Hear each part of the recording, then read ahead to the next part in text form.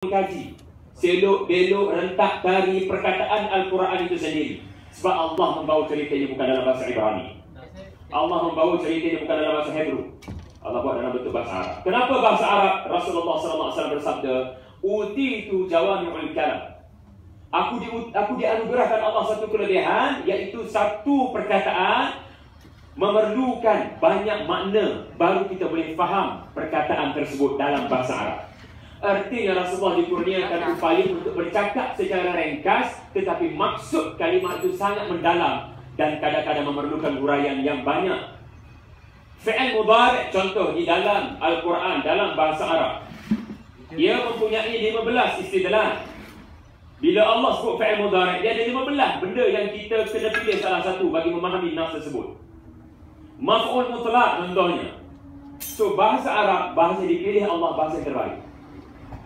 Ia boleh menggambarkan apa dalam fikiran manusia secara ringkas, dan bahasa lain kalau nak menterjemahkan bahasa Arab, ia akan jadi panjang sikit. Lepas tu kita tafsir tak 600 muka surat, 600 muka surat yang Quran ni. Kita tafsir 6 jilid yang mana satu jilid mungkin 500-600 muka surat. Sebab para ulama cuba gambarkan, Hamka berjuang untuk bagi gambaran. Dia faham bahasa Arab, tapi dia nak terjemah dalam bahasa Melayu dengan pemikiran Melayu Nusantara. Okey, jadi kenapa cerita Al-Quran terbaik? Sebab Allah sendiri yang menceritakannya. Allah tidak ada kepentingan. Penulis seperti saya ada kepentingan royalti. Royalti, saya perlukan royalti, income. Tetapi Allah tidak ada kepentingan. Allah turunkan Al-Quran sebagai petunjuk supaya cerita ini ada petunjuk. Dan tafsiran yang kedua, ulama tafsirkan kenapa cerita Al-Quran cerita yang terbaik berbanding cerita-cerita lain dari sumber-sumber lain. Anda boleh dengar aku dulu cerita dalam hidup anda, tetapi Al-Quran cerita terbaik sebab jawapannya pada ayat penghujung surah Yusuf. Sebab dia ada ibrah, dia ada pelajaran. Dia ada pelajaran. Dan untuk mendapat pelajaran, Allah Ta'ala sebut bukan semua orang, hanya orang yang bernama ulil albab saja. So anda kena jadi ulil albab, kata Imam Fakhrul Razi dalam kitab tafsirnya. Ulil albab, ashabul uqul, orang yang mampu menggunakan akal fikiran untuk berfikir apakah maksud cerita ini kepada saya. Dalam bahasa mudah, ulil albab, we get the point. Kita tidak lost pergi kepada apa yang tidak sepatutnya. Jadi tuan-tuan, kenapa cerita yang terbaik ini Allah rakamkan dalam surah Yusuf? Sebab surah Yusuf adalah bukti. Allah Ta'ala tunjuk terus bukti bagaimana cerita surah Yusuf begitu indah dan menggambarkan segala masalah kita ada dalam surah Yusuf tersembunyi kat mana-mana.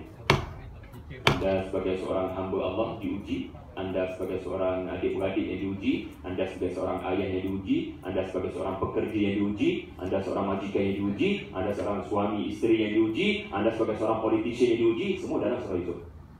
Bukti dah ada. Tapi ia tidak berarti surah Yusuf surah terbaik. Jangan salah faham. Sebab bima auhayna, yang sebaik-baik kisah bima auhayna ilaih, segala yang kami wahyu itu adalah cerita yang terbaik. So itu tafsiran yang betul. Tapi tidak salah mentafsirkan surah Yusuf sebagai surah terbaik juga, tak ada masalah. Tapi ikut kaedah bahasa Arab, ba di sini merujuk kepada jawapan kepada apakah cerita yang terbaik. Bukan surah Yusuf saja, tetapi segala yang kami wahyukan kepada kamu di dalam Al-Quran ini. Jadi tuan-tuan, perjuangan kita adalah untuk mendapatkan pelajaran. Dan mari saya gambarkan pada anda pada muka surat yang seterusnya, muka surat yang ke-10, 13 surah yang menyebut tentang kisah Nabi Nuh alaihi salam. Terima kasih Terry Hada bantu saya membuat slide ini. Kita akan pergi, saya harap anda akan sabar membaca, menekuni buku ini, dan kita akan pergi perlahan-perlahan insya-Allah. Kita akan pergi pada surah Al-A'raf, surah Yunus, surah Hud, Al-Anbiya, Al-Mu'minun, Al-Syu'ara, Al-Ankabut, Yasin, As-Saffat, Al-Qamar, Al-Tahrim, Al-Haqqah, dan ending dia dekat matahari. Hebat designer tu. Ending dia dekat matahari, surah Nuh. Surah Nuh. Okey, apa anda perasan tentang penemuan ini? Semua ayat Makkiyah kecuali At-Tahrim. At-Tahrim itu tidak bercakap tentang Nabi Nuh, bercakap tentang isteri Nabi Nuh. Dan bukan sekadar isteri Nabi Nuh, isteri itu digabungkan sekali. Seolah-olah semua cerita Nabi Nuh turun sebelum hijrah. Apa lagi sebulan anda? Semua surah-surah ini 1, 2, 3 sampai 13 mengikut urutan mazhab Al-Quran. Itu bukanlah penemuan, itu sekadar maklumat. Kita akan berjalan ikut urutan mazhab. Sebab kita kena percaya penyusunan Al-Quran bukan ijtihad para ulama. Al-Quran disusun mengikut cadangan, mengikut isyarat daripada Rasulullah SAW. Tauqifi, dia telah diilhamkan Allah kepada Rasulullah. Al-Fatihah dulu, bukan surah Al-Alaq. Walaupun wahyu pertama turun surah Al-Alaq, tapi bila susun Al-Quran, Fatihah dulu. Sebab Fatihah adalah conclusion kepada 113 surah. Anda boleh je tak mampu study surah-surah lain, tapi Fatihah wajib anda faham. Solat tidak sah kalau tidak baca Fatihah. Umul kitab. And then Baqarah, tiba-tiba ayat Madaniyah pula. Ayat Madaniyah, Makkiyah. Al-Quran tidak disusun Makkiyah dulu baru Madaniyah. No. Anda tidak wajib untuk merasakan situasi Rasulullah menurut sirah. Yang anda wajib tahu surah itu apa tujuannya, dan keindahan penyusunan ini pun ada. Dia panggil ilmu munasabah Al-Quran. Apa hikmah ada surah Al-Ma'arij sebelum surah Nuh menurut mushaf Al-Quran? Apa hikmah surah Al-Jin selepas surah Nuh dalam Al-Quran? Semua ada hikmah. Ulama kaji, tapi ia bukan ada dalil. Sekadar orang-orang saleh yang Allah Ta'ala berikan ilham pada mereka, lalu mereka memberikan pandangan. Surah Al-Jin muncul selepas surah Nuh, sedangkan surah Nuh turun di awal Makkiyah. Surah Al-Jin turun di ketika Rasulullah telah pulang daripada Taif tahun ke-10 kenabian. Kenapa letak syari? Sepatutnya surah Nuh awal-awal Quran, surah Al-Jin hujung-hujung Quran sikit. Tapi Allah Ta'ala mengilhamkan pada Rasulullah supaya penyusunan Al-Quran untuk kepentingan umat Rasulullah, untuk kepentingan anda, sehingga anda dapat pelajaran. Apa pelajarannya? Contoh, ulama berikan satu tafsiran. Surah Nuh menggambarkan manusia yang tak nak dengar langsung, walaupun satu ayat daripada Nabi Nuh. Muncul surah Al-Jin, makhluk jin nak dengar. Satu ayat kuasa ajaib. That's the point. Kenapa surah Al-Ma'arij muncul sebelum surah Nuh? Sebab hujung surah Al-Ma'arij kata, kami boleh tukar sesuatu kaum yang kufur kepada Allah. Kami boleh tukar dengan mudah. Lalu datang surah Nuh, cerita tentang doa Nabi supaya tukar diorang, gantikan dengan orang lain. Ini dipanggil ilmu munasabah Al-Quran yang didasarkan kepada pandangan para ulama yang salih. Ilmu munasabah Al-Quran. Ustazah Tafawati betulkan saya kalau saya ada melakukan kesilapan. Ustazah mahir dalam hal ini, bersyarat di unit. Okey, apa lagi yang menarik tentang penemuan ini? Anda dapat trace apa-apa? Tak ada. Gambar belakang tak dapat nak kena pasti. Baik, ini adalah cerita baginda di dalam Al-Quran. Maka pasti bermain fikiran anda, kenapalah bertaburan di dalam Al-Quran menyusahkan kami. Sebab cerita Nabi Nuh dari sudut kronologi dia tak penting bagi anda. Yang penting bagi anda, babak baginda di mana-mana, beri perhatian, ambil pelajaran, dan mudah Allah Ta'ala mudahkan. Nak tahu pelajaran daripada babak ni, kami telah datangkan ayat-ayat sebelumnya dan kami telah letaknya dalam satu surah. Anda baca ayat pertama, ayat kedua, ayat tiga, you will get the point. Kalau anda tak sampai ke cerita itu pun anda dah tahu ini pelajarannya. Dan cerita itu datang untuk menyokong tesis statement itu. Saya akan buktikan insyaAllah one by one. So, tak penting kita nak berterima kasih pada Nabi Nuh AS. Nabi Nuh sudah wafat. Yang kita nak dapat adalah kita nak menghargai Al-Quran. Dan bagusnya datang pada hari ini, anda akan nampak setiap surahnya ada roh dia. Dan bagaimana cerita Nabi Nuh disusun oleh Allah, dibawa bukan dengan saja-saja. dibawa dengan sengaja untuk support tujuan surah tu. Sebab tujuan surah dikaitan dengan konteks Rasulullah, situasi Rasulullah. So we need to serve the purpose. So kita nak masuk Ramadan, jangan sekadar kerja satu juzuk satu hari.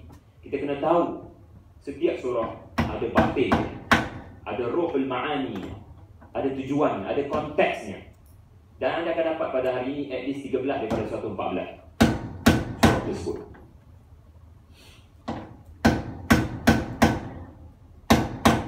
Dan kalau kita tengok kitab-kitab hadis yang sahih tentang Nabi Nuh, saya sempat mencapai lebih kurang 5 hadis sahaja. Saya percaya ada lagi beberapa hadis, tetapi saya merasakan tidaklah kritikal untuk kita mengetahuinya. Sebab yang penting-penting saya harap sudah ada dalam salah satu daripada 5 ni.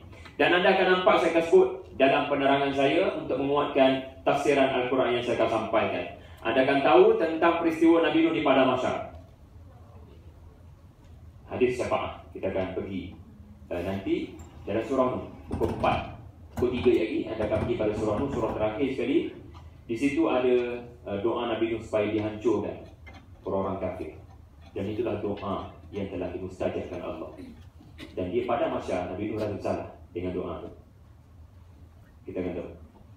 Yang kedua saya dah sebutkan tadi, jarak 10 kurun daripada Rasulullah. Cuma para ulama confuse apakah maksud kurun. Dan jadi kita akan tengok ilham syaitan kepada kaum Nuh untuk menyembah 5 orang saleh. Lepas tu jangan dipuja-puja. Jangan sampai tahap memuja para ulama dan orang saleh. Puji itu penting. Terima kasih kepada para ulama. Tapi kalau sampai puja, ia boleh memberikan kesan yang berbahaya. Manusia tidak boleh dipuja. Umat Muhammad sebagai saksi di Padang Mahsyar, ia juga peristiwa kedua di Padang Mahsyar. Ada hadis yang sahih. Wasiat Nabi Nuh menjelang kewafatan ada kaitan dengan Al-Kibar. Penyakit Al-Kibar, apakah itu Al-Kibar? Dan ini yang saya nak beri penekanan. Rasulullah sebut dalam hadis yang sahih, sesungguhnya Dajjal, sesungguhnya aku ingin memberitahu kamu tentang bahaya Dajjal. Dan sesungguhnya Dajjal itu telah diberikan peringatan mengenainya oleh Nabi Nuh alaihi salam. Laqad andara Nuh qaumahu. Itu kata-kata Rasulullah, laqad andara Nuh qaumahu.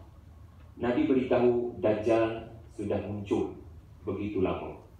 Antara Nabi yang memberikan peringatan tentang bahaya Dajjal, hadis sahih Nabi Nuh. Maknanya Dajjal sudah pernah muncul sejak pada zaman manusia pertama lagi, peradaban manusia. And then dia gaib sejak dia muncul balik. Dia gaib sejak dia muncul balik. Dia ada banyak nama dalam peradaban civilization, tapi dia merujuk pada batang tubuh yang sama. Dia manusia. Manusia yang membawa keajaiban kepada peradaban. Jadi, tugas anda, sekejap lagi, cuba kenal pasti ciri-ciri kehidupan yang ada Dajjal. Sebab anda akan tengok cara kaum Nabi Nuh respon kepada Nabi Nuh, ia adalah isyarat mereka telah dipengaruhi oleh ajaran Dajjal ini. Masa itu orang mungkin tidak anggap dia Dajjal. Orang anggap dia sebagai penyelamat, orang yang sangat nak membantu, tapi dia orang asing yang tiba-tiba muncul dalam peradaban. Sebab Rasulullah sebut dalam banyak hadis, Dajjal ini Allah Subhanahu wa Ta'ala berikan kepada dia kelebihan merentas masa. Satu hari bagaikan setahun, and then satu hari bagaikan sebulan, and then satu hari bagaikan seminggu, and then satu hari seperti hari-hari kamu. So dia merentas masa. Kadang-kadang dia tidur, dia berhibernasi, dia berada di alam jin, tetapi dia akan muncul. Dan Rasulullah kata, memang Dajjal akan muncul sekali lagi untuk kali terakhir di akhir zaman. Mungkin anak cucu kita akan menyaksikan kemunculan manusia yang akan diangkat sebagai Raja Israel, sebagai penyelamat, Nabi yang dijanjikan. Sebab Yahudi tak percaya kepada Nabi Isa